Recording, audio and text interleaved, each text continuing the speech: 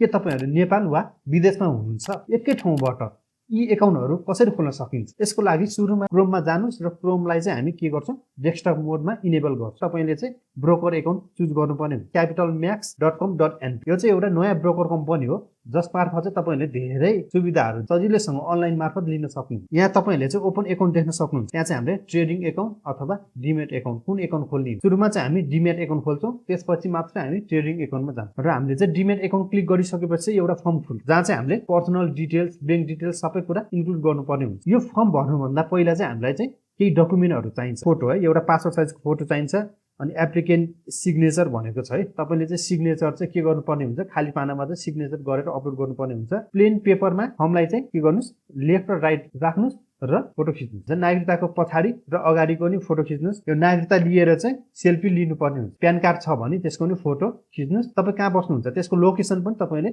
include गर्नुपर्ने हुन्छ यदि तपाईहरुले चाहिँ माइनर बच्चाहरुको चाहिँ डिमेट एकाउन्ट खोल्दै हुनुहुन्छ भने चाहिँ गार्जियनको सम्पूर्ण डकुमेन्टहरु चाहिन्छ र फर्ममा चाहिँ तपाईको फुल नेम डेट अफ बर्थ अनि त्यसपछि फादर्स नेम गार्जियन्स नेम जुन स्ट्राइक छ नि रेड स्ट्राइक छ त्यो चाहिँ कम्पलसरी रूपमा भर्नुपर्ने हुन्छ अब जस्तो सिटिजनशिप नम्बर क्याप्चा कोड राख्नुस् नेक्स्ट गरिदिनुस् है र नेक्स्ट गर्दै तपाईले सम्पूर्ण डिटेलहरु भर्दै जानुस् र नोमिनी डिटेल्स भनेको छ यहाँ चाहिँ तपाईले केही पनि भर्नु पर्दैन यदि तपाईले चाहिँ नोमिनीको चाहिँ डिमेट एकाउन्ट खोल्दै हुनुहुन्छ भने चाहिँ यहाँ नोमिनी डिटेल्स चाहिँ भर्नु होला डकुमेन्ट डिटेल्समा चाहिँ चुज इमेज गर्दै अपलोड गर्नुस् सेल्फ भेरिफिकेसनमा टिक राइट लाउनुस् फिनिश गरिदिनुस् है सबमिसन कोड पाउनुहुन्छ त्यो सबमिसन कोडलाई चाहिँ हामीले युज गरेर चाहिँ हाम्रो डकुमेन्ट अथवा हाम्रो चाहिँ डिमेट एकाउन्ट प्रोसेस के भइरहेको छ एप्रुभ भएको छ छैन भेरिफाई भएको छ छैन त्यो पनि हेर्न सक्नुहुन्छ तपाईको नेम राख्नुस् मोबाइल नम्बर राख्नुस् र डिमेट र मेरो शेयर है दुईटै चुज गर्नु होला पेमेन्ट गर्नुपर्ने हुन्छ 200 रुपैयाँ आईपीएस ई सेवा खल्ती कुनबाट चुज गर्नुहुन्छ प्रोसिड गरिदिनुस् मेरो शेयर र डिमेट एकाउन्ट चाहिँ सजिलैसँग एउटै एकाउन्टबाट खोल्न सक्नुहुन्छ जब हामीले चाहिँ मेरो शेयरको युजर नेम र डिमेट एकाउन्टको चाहिँ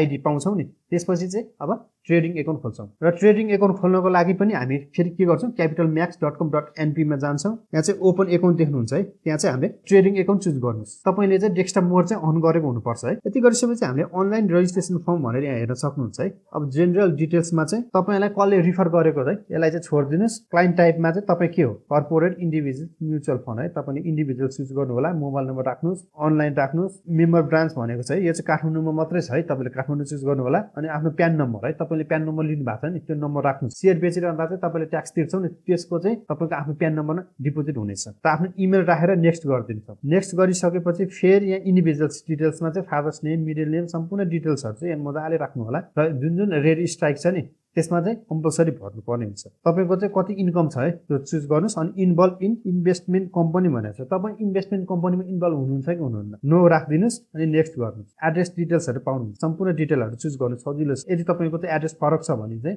एड अ टेम्पोररी एड्रेस पनि चुज गर्नु होला र नेक्स्ट गर्नुस् र यति भइसकेपछि आफ्नो बैंक डिटेल राख्नु होला कुन बैंकमा खाता छ ब्रान्च कुन हो कुन एकाउन्ट हो चुज गर्नुस् है तपाईले चाहिँ सेभिङ एकाउन्ट चुज गर्नुस् अनि एकाउन्ट नम्बर राखेर नेक्स्ट गरिदिनुस् अनि त्यसपछि बीओआईडी नम्बर भनेको तपाईको डिमेट एकाउन्ट नम्बर राख्नुस् सबै नो राखेर नेक्स्ट गरिदिनुस् र त्यसपछि हामीले अब डकुमेन्ट के चाहिन्छ है जस्तो पासपोर्ट साइजको फोटो है अघि हामीले डिमेट एकाउन्ट खोल्दाखेरि बनाएको थियो त्यही राख्दिनुस् यदि तपाईहरुले चाहिँ नाबालकको खोल्दै हुनुहुन्छ भने चाहिँ बर्थ सर्टिफिकेट राख्नु पर्ने हुन्छ तपाईले कुन बैंकमा खाता खोल्नु भएको छ नि त्यसको चाहिँ चेकको चाहिँ फोटो खिचेर यहाँ राख्नु पर्ने हुन्छ कम्पनीको खाता खोल्नु हुन्छ भने चाहिँ कम्पनीको डकुमेन्ट राख्नु पर्ने हुन्छ माइनरको हुनुहुन्छ भने गार्जियन्सको डकुमेन्ट राख्नुस् सिटिजनशिप अपलोड गर्नुस् यदि तपाईसँग पर्सनल प्यान छ भने त्यसलाई अपलोड गरेर नेक्स्ट गरिदिनुस् युजर एग्रीमेन्ट आउँछ है त्यसमा तपाईले टिक राइट लाएर चाहिँ सबमिट गरिसकेपछि चाहिँ यो कम्पनीले भेरिफाई गर्नेछ भेरिफाई गरिसकेपछि चाहिँ इमेलमा चाहिँ युजर नेम र पासवर्ड आउनेछ तपाईहरुले चाहिँ यो क्यापिटल म्याक्सबाट चाहिँ सजिलैसँग घरमै बसेर डिमेट एकाउन्ट मेरो शेयर एकाउन्ट र ट्रेडिङ एकाउन्ट खोल्न सक्नुहुन्छ